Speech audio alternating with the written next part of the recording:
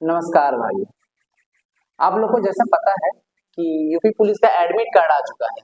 तो जैसा कि आपको पता है कि यूपी पुलिस का एडमिट कार्ड आया है और आपकी सिटी में उसका सेंटर दिया है और परीक्षाएं आपकी बहुत ही जल्दी ऑर्गेनाइज हो जाएंगी।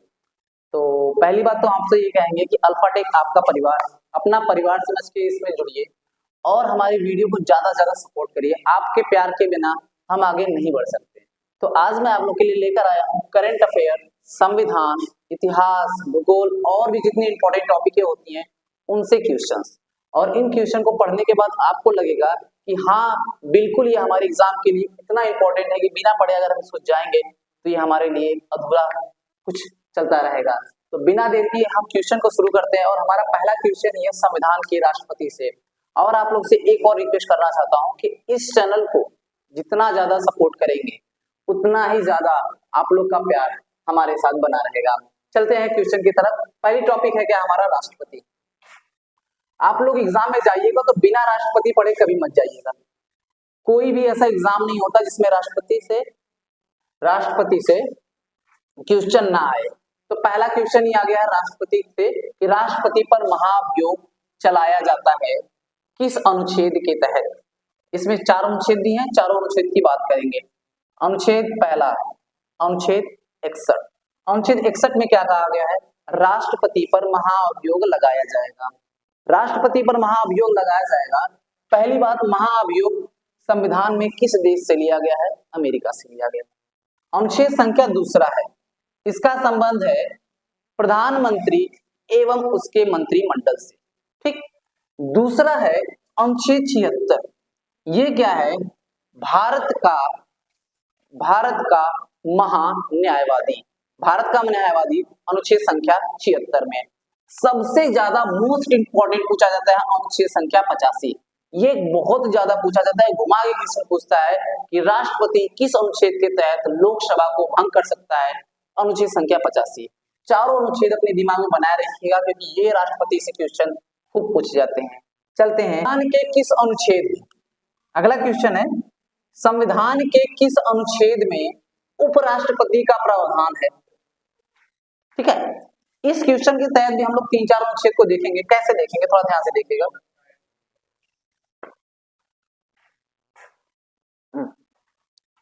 संविधान के किस अनुच्छेद में उपराष्ट्रपति पद का प्रावधान है? 4 अनुच्छेद देखते हैं लाइन से। अनुच्छेद नंबर 2, संविधान के किस अनुच्छेद में उपराष्ट्रपति के पद का प्रावधान है? बहुत इंपॉर्टेंट क्वेश्चन है, इससे हम 4 अनुच्छेद फिर याद करेंगे। कैसे याद करेंगे, ध्यान से देखिएगा। अनुच्छेद संख्या 52 पहला, इसमें 11 जोड़ दीजिए, प्लस कितना हो जाएगा हमारा 63। 63 में फिर 11 जोड़ दीजिए आप, कितना हो जाएगा 74। फिर 74 में जोड़ दीजिए 11, कितना हो जाएगा 85। देखिए अनुच्छेद संख्या 52 राष्ट्रपति का पद है। ठीक है, अनुच्छेद संख्या 52 में है राष्ट्रपति का पद।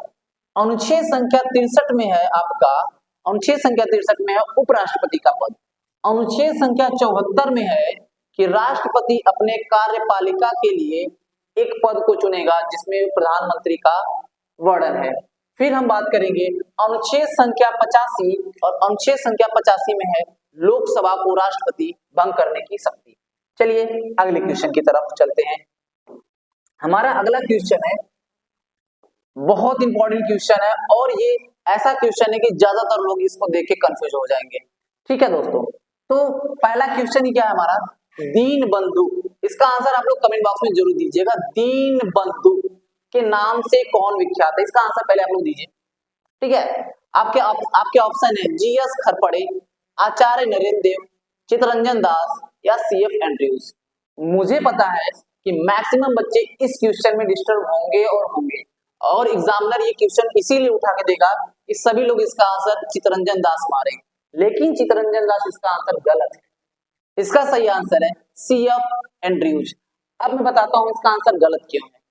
क्योंकि चित्तरंजन दास को देश बंधु कहा जाता है और यहाँ पे क्वेश्चन पूछा है दीन बंधु किसे कहा जाता है।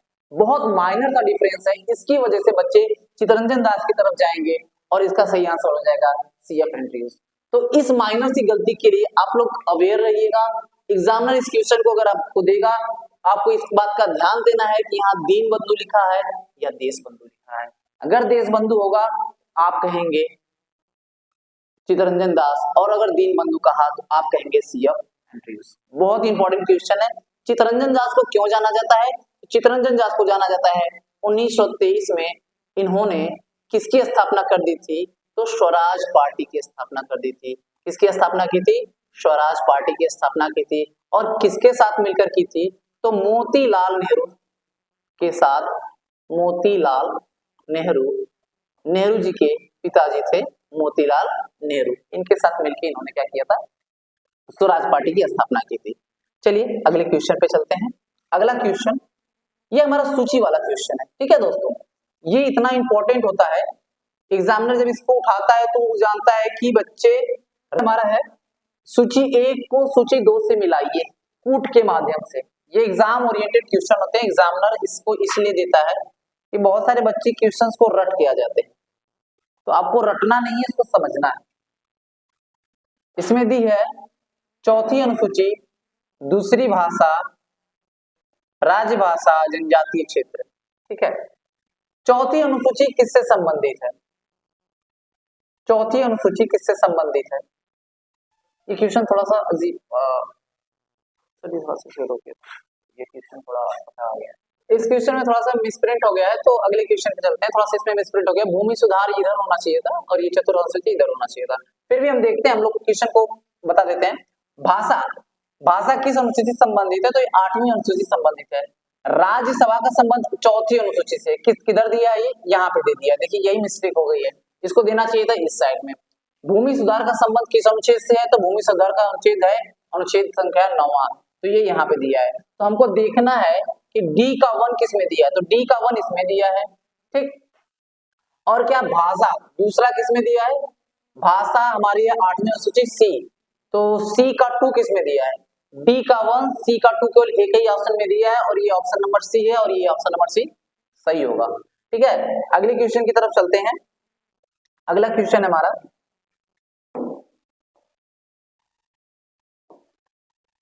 संविधान के किस अनुच्छेद में अखिल भारतीय सेवा? बहुत इंपॉर्टेंट क्वेश्चन है। भारतीय संविधान में, भारतीय संविधान में किस अनुच्छेद में अखिल भारतीय सेवा स्थापना का प्रावधान है? किस अनुच्छेद में है दोस्तों? ये क्वेश्चन काफी ज्यादा पूछा जाता है, तो इसका सही आंसर है अनुच्छेद संख्या 314, ठीक। इस क्वेश्चन में ज्यादा कुछ बताने के लिए नहीं है, तो अगले क्वेश्चन की तरफ चलते हैं।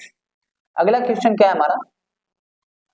हाल ही में किस देश ने घातक निपाह वायरस का पहला मानव टीका परीक्षण शुरू किया है? ठीक है, तो इसका सही आंसर है, पहली बात तो आपको बता दें कि जब भी आपको कभी वायरस का नाम मिलता है तो आप लोग चाइना की तरफ ज्यादा भागते हैं, तो इसका सही आंसर चाइना नहीं होगा, इसका सही आंसर होगा ब्रिटेन। इसका सही आंसर क्या होगा? ब्रिटेन होगा, तो ब्रिटेन। चलें अगले क्वेश्चन की तरफ। अगला क्वेश्चन है हमारा, भारतीय संविधान की 10वीं अनुसूची संबंधित है, किससे संबंधित है 10वीं अनुसूची? तो 10वीं अनुसूची हमारी संबंधित है दल बदल कानून से। याद कैसे करेंगे? द से 10 और द से दल बदल, ठीक, इस प्रकार याद हो जाएगा। बात करें 10वीं अनुसूची या दल बदल की, किस सन में आया था? तो सन है 1985। पूछा जाए किस संविधान संशोधन में आया, तो संविधान संशोधन नंबर है ये 52। अगर आपसे पूछे उस वक्त के कार्यकाल के प्रधानमंत्री कौन थे, तो उस वक्त प्रधानमंत्री थे आपके कौन? राजीव गांधी, ठीक है। इससे ज्यादा यहां से कुछ पूछा नहीं जाएगा। चले अगले क्वेश्चन की तरफ, ये क्वेश्चन इंपॉर्टेंट, इसको सेव कर देते हैं, ठीक है। चलिए अगले क्वेश्चन की तरफ चलते हैं। अगला क्वेश्चन क्या कहता है? संविधान में 6ठी अनुसूची में किस राज्य में लागू नहीं होता है? आपको पता है कि संविधान की 6वीं अनुसूची में कुछ राज्यों का वर्णन किया गया है, उसमें से पूछ रहा है कि कौन सा राज्य इसमें शामिल नहीं है, मतलब इस ऑप्शन में दिया गया नहीं है। याद करने का एक आसान तरीका आपको बताता हूं। आप लोगों ने भारत का भूगोल पढ़ा होगा तो आपको पता होगा कि बांग्लादेश से 5 राज्य सीमा बनाते हैं। 5 राज्य बांग्लादेश से सीमा बनाते हैं। एक है आपका पश्चिम बंगाल, दूसरा है आपका मेघालय, असम, त्रिपुरा और मिजोरम। ठीक है, मिजोरम। ठीक है, मिजोरम, त्रिपुरा, असम, मेघालय ये 6वीं अनुसूची में भी हैं और बांग्लादेश के साथ सीमा भी बनाते हैं। अब आप इसमें से देख सकते हैं कि कौन सा राज्य नहीं है। तो असम दिया हुआ है, मेघालय दिया हुआ है, त्रिपुरा दिया हुआ है, बस एक मणिपुर है जो नहीं दिया हुआ है। तो मणिपुर एकदम क्लियर है कि मणिपुर 6वीं अनुसूची में नहीं है। मणिपुर सीमा किससे बनाता है दोस्तों? तो मणिपुर सीमा बनाता है आपका म्यांमार से। ठीक है, चलें अगले क्वेश्चन की तरफ चलते हैं। अगला क्वेश्चन क्या कह रहा है हमारा, पूरे डिटेल के साथ पढ़ेंगे। आपको क्वेश्चन जब मिलेगा तो आपको लगेगा कि हाँ ये एग्जाम ओरिएंटेड ही क्वेश्चन है। अगर हम इसको पढ़ के जाएंगे, इसको देख के जाएंगे तो आपके एग्जाम से यहाँ से क्वेश्चन जरूर पूछे जाएंगे, बिना डाउट कि मैं कह सकता हूँ कि यहाँ से क्वेश्चन पूछे जाएंगे, क्योंकि बार बार रिपीटेड क्वेश्चन है। चलते हैं अगले क्वेश्चन तरफ। निम्नलिखित में से किस मुहाने पर डेल्टा नहीं बनता है? पहली बात तो डेल्टा क्या होता है? जब नदियां अपने मार्ग से निकलती हैं तो अपने साथ बहुत ढेर सारी मिट्टी, गाद, कंकड़ वगैरह ले जाके एक जगह किनारे पर इकट्ठा कर देती हैं, जिससे दलदली मिट्टी का निर्माण होता है। उस दलदली मिट्टी के ढेर को हम क्या कहते हैं? डेल्टा कहते हैं। भारत का या दुनिया का सबसे बड़ा डेल्टा कौन सा है? सुंदरवन डेल्टा, जो 2 नदियों से मिलकर बना है, गंगा और ब्रह्मपुत्र। अब पूछ रहा है कि कौन सी नदी डेल्टा नहीं बनाती है? तो कावेरी नदी भी डेल्टा बनाती है, महानदी भी डेल्टा बनाती है, गोदावरी नदी भी डेल्टा बनाती है। जबकि ताप्ती नदी एकमात्र ऐसी नदी है जो डेल्टा न बना के ज्वार नदबुक बनाती है, या फिर ये बनाती है एस्चुरी बनाती है। क्या बनाती है? एस्चुरी बनाती है, एस्चुरी बनाती है, या ज्वार नदबुक भी इसे कहा जाता है। और ये ताप्ती नदी किस सागर में जाके गिरती है? तो ये अरब सागर में गिरने वाली नदी है। इन चारों में से कोई भी ऐसी नदी नहीं है जो अरब सागर में गिरती है, मात्र ताप्ती नदी को छोड़ के। ठीक है दोस्तों, चलिए अगले क्वेश्चन की तरफ बढ़ते हैं। अगला क्वेश्चन है हमारा, अगला क्वेश्चन है, निम्न में से किस नदी को वृद्ध गंगा के नाम से जाना जाता है? ठीक है, बहुत इंपॉर्टेंट क्वेश्चन है। कौन सी नदी को वृद्ध गंगा के नाम से जाना जाता है? तो सभी को पता होगा, वृद्ध गंगा गोदावरी नदी के नाम से जानी जाती है। चलिए बात करते हैं गोदावरी नदी को। गोदावरी नदी का बात करते हैं थोड़ा सा।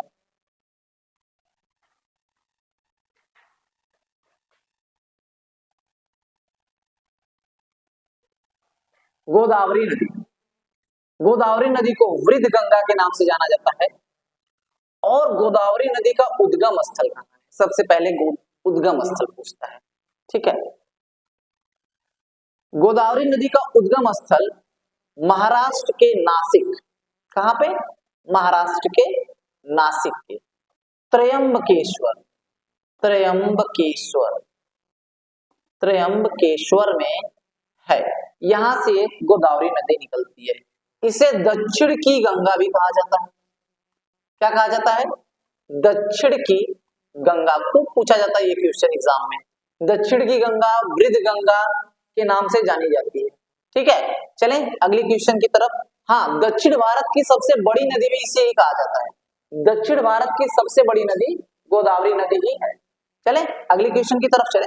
अगला क्वेश्चन, निम्नलिखित में से किस नदी को, निम्नलिखित में से किस नदी को उड़ीसा का शोक कहा जाता है? बहुत ही इंपॉर्टेंट क्वेश्चन है दोस्तों। उड़ीसा का शोक कहा जाता है महानदी को। ठीक है, महानदी को उड़ीसा का शोक कहा जाता है। बात करें महानदी के उद्गम स्थल का, तो महानदी का जो उद्गम स्थल है वो है हमारा अमरकंटक पठार। कहाँ है? अमरकंटक का पठार। अमरकंटक के पठार से बहुत सारी नदियां निकलती हैं, आगे चर्चा करेंगे। ठीक है, चलते हैं अगले क्वेश्चन की तरफ। अगला क्वेश्चन क्या है? भारत की लवण नदी के नाम से जानी जाती है। भारत में लवण नदी के नाम से जानी जाती है, कौन सी नदी लवण नदी के नाम से जानी जाती है? तो इसका ऑप्शन आप लोग देखिए, थोड़ा आंसर दीजिए और देखते हैं कौन सही आंसर देता है कमेंट बॉक्स में। चलें, ठीक है, तब तक अगले क्वेश्चन की तरफ बढ़ जाते हैं, इसके बाद इसका आंसर देंगे। बहुत ही आसान इसका आंसर आप लोग दीजिएगा। चलते हैं अगले क्वेश्चन की तरफ, रिटर्न होकर इसका आंसर देते हैं। चलिए, क्षिप्रा नदी निम्नलिखित में से किसकी सहायक नदी है? बहुत आसान क्वेश्चन है, बहुत डिटेलिंग क्वेश्चन है, इसके बारे में बहुत कुछ सीखेंगे। देखते हैं, क्षिप्रा नदी जो है भाई अपना चंबल की सहायक नदी है। किसकी सहायक नदी है? चंबल की। अब चंबल से क्या क्या हम याद कर सकते हैं, ध्यान से देखिएगा। चंबल का उद्गम स्थल कहाँ है? सबसे आसान तरीका आपको बता रहा हूं। देखिए, चंबल जो है, चंबल शब्द आपके चप्पल से मिलता जुलता है ना? चंबल और चप्पल बिल्कुल मिलते जुलते हैं। अब चप्पल कहां से निकलती है? पांव से। और चंबल भी निकलती है पांव से, जनापाव पहाड़ी से निकलती है। कहां से निकलती है? जनापाव पहाड़ी से। जनापाव पहाड़ी से निकलती है। और ये जनापाव पहाड़ी है कहां भाई? ये है आपके एमपी में। ठीक, कहां है? एमपी में। और एमपी के एक बहुत अच्छे जिले से निकलते हैं जिसका नाम आपको जानना बहुत जरूरी है, और वो जिला है महू। अब ये महू क्यों इंपॉर्टेंट है ये बता रहा हूं। महू इंपॉर्टेंट है, बाबा भीमराव अंबेडकर का जन्म यही इसी महू जिले में हुआ था, एमपी के, और इसलिए बहुत इंपॉर्टेंट बन जाता है। और बात करें चंबल नदी की, तो चंबल नदी पर ही एक जलप्रपात है जिसका नाम है चुलिया जलप्रपात। कौन सा जलप्रपात? चुलिया जलप्रपात चंबल नदी पर बना हुआ है। एक क्वेश्चन और चंबल नदी से उठता है कि चंबल नदी के ही किनारे, चंबल नदी के तट पर ही राजस्थान का कोटा शहर बसा। राजस्थान का कोटा शहर जिसके यहाँ बहुत सारे लोग आईआईटी की तैयारी, नीट की तैयारी करने के लिए जाते हैं, कोटा शहर राजस्थान का इसी के किनारे बसा हुआ है। चले अगले क्वेश्चन की तरफ चलते हैं। दोस्तों, अगर वीडियो आपको पसंद आई हो तो बिल्कुल अपने दोस्तों में शेयर करिएगा, क्योंकि ऐसे वीडियोस आपको बहुत कम मिलेंगे यूट्यूब पे। और ये क्वेश्चन के रिवीजन चल रहा है केवल यूपी पुलिस का, एसएससी जीडी का अगर आप एग्जाम दे रहे हैं तो ये एग्जाम ओरिएंटेड क्वेश्चन, अभी करंट अफेयर के क्वेश्चन भी आपको मिलेंगे। तो वीडियो में बने रहिए अंत तक, क्योंकि वीडियो बहुत ज्यादा इंटरेस्टिंग होती चली जा रही है। ठीक है, चलते हैं अगले क्वेश्चन की तरफ। अगला क्वेश्चन है, निम्नलिखित में से कौन सी नदी अमरकंटक के पठार से नहीं निकलती? इसका देखिए आंसर मैंने आपको पहले ही करवा दिया है। अभी मैंने आपको बताया क्वेश्चन में कि गोदावरी नदी का उद्गम स्थल त्र्यंबकेश्वर की पहाड़ियां हैं, महाराष्ट्र में है। तो ये अमरकंटक से कैसे निकल सकती है? नहीं निकल सकती। तो आपका सीधा सीधा आंसर है कि अमरकंटक से नहीं निकलने वाली नदी गोदावरी है, क्योंकि वो त्र्यंबकेश्वर से निकलती है। नर्मदा भी, तवा भी और सोन भी, ये तीनों नदियां कहां से निकलती हैं? ये निकलती हैं हमारी अमरकंटक के पठार से। इसी सोन नदी के नाम पर हमारे उत्तर प्रदेश का एक जिला है जिसका नाम है सोनभद्र। ठीक है, उसका नाम क्या है? सोनभद्र।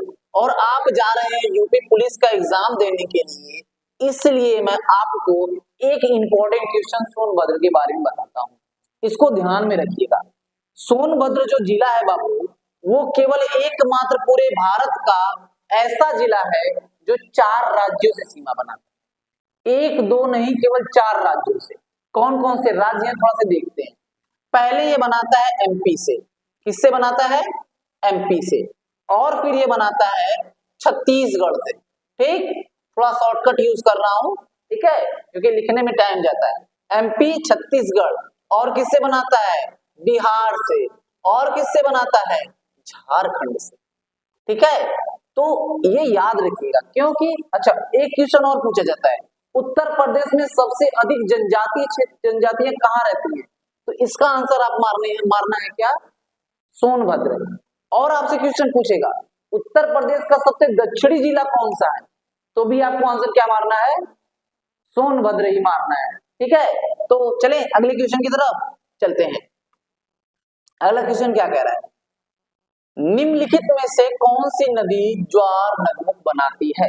तो मैंने अभी बात की कि कुछ नदियां हैं जो डेल्टा बनाती हैं, और जो कुछ नदियां हैं वो क्या बनाती हैं, ज्वार नदियों या फिर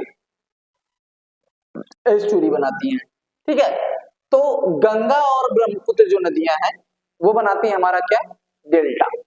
कृष्णा कावेरी भी डेल्टा बनाती हैं, कृष्णा गोदावरी भी डेल्टा बनाती हैं। और रही बात नर्मदा एवं ताप्ती की, तो ये क्या बनाती हैं, नर्मदा एवं ताप्ती एकमात्र ऐसी नदियां हमारे पास हैं इस ऑप्शन में जो क्या बनाती हैं, ज्वार नदियों या एस्चुरी बनाती हैं। इन दो नदियों की एक खास बात और है, ये दोनों नदियां पूर्व से पश्चिम की तरफ बहती हैं। किधर बहती हैं, पूर्व से पश्चिम की तरफ बहती हैं। ठीक है दोस्तों, चलिए हम लोग 20 क्वेश्चन तक करेंगे, 20 क्वेश्चन के बाद अगला वीडियो अगले दिन बनेगा। ठीक है दोस्तों, तो चलते हैं अगले क्वेश्चन की तरफ। अगला क्वेश्चन क्या कह रहा है हमारा, अगला क्वेश्चन कह रहा है नागरिक उड्डयन मंत्री कौन है हमारे, नागरिक उड्डयन मंत्री ज्योतिरादित्य सिंधिया। बहुत इंपॉर्टेंट क्वेश्चन, देखिए यहां से एक आंसर आपको मिल गया। देखिए नागरिक उड्डयन मंत्री वर्तमान में हमारे हैं ज्योतिरादित्य सिंधिया ने एक घोषणा की है कि 1 महीने के भीतर भीतर 5 नए हवाई अड्डे का उद्घाटन करेंगे। किस राज्य में करेंगे, तो 5 नए हवाई अड्डे का उद्घाटन हमारे प्यारे उत्तर प्रदेश में होने वाला है, जो कि यूपी पुलिस का एग्जाम ही ऑर्गेनाइज होने वाला है। तो यूपी पुलिस के exam oriented questions, current affair के क्वेश्चन यहाँ से पूछे जा सकते हैं, तो बिल्कुल मिस मत करिए इसको। और अपने दोस्तों में, अपने भाइयों में, अपने बहनों में, अपने परिवार में जो आपके दोस्त हैं जो तैयारी करते हैं उनके यहाँ ये क्वेश्चन को जरूर भेजिए, क्योंकि करंट अफेयर के क्वेश्चन जब उठाता है तो आप लोगों को लगता है कि ये भगवान ये क्वेश्चन कहाँ से आ गया, मैंने तो पूरा जीके पढ़ के गया था, ये कहाँ से क्वेश्चन आ गया। और जब करंट अफेयर उठाता है तो करंट अफेयर ऐसे ही उठाता है और आपको समझ नहीं आता क्वेश्चन कहाँ से आ गया। ठीक है, तो उत्तर प्रदेश के बारे में कुछ बातें आपको याद करवा दूं, शायद आपको याद भी होगा, अगर नहीं याद है तो फिर भी देख लेते हैं। देखते हैं उत्तर प्रदेश में लोकसभा की कितनी सीटें हैं। उत्तर प्रदेश में लोकसभा की 80 सीटें, विधानसभा की कितनी सीटें हैं, तो विधानसभा की सीटों की संख्या है आपकी 403। कितनी है, 403। बात करें राज्यसभा की, तो राज्यसभा की सीटों की संख्या है आपकी 31। और विधान परिषद की सीटों की संख्या है आपकी कितनी, विधान परिषद की सीटों की संख्या है आपके मात्र 100। ठीक है, तो क्वेश्चन अगले क्वेश्चन पे चलते हैं। अगला क्वेश्चन क्या कह रहा है हमारा, हाल ही में किस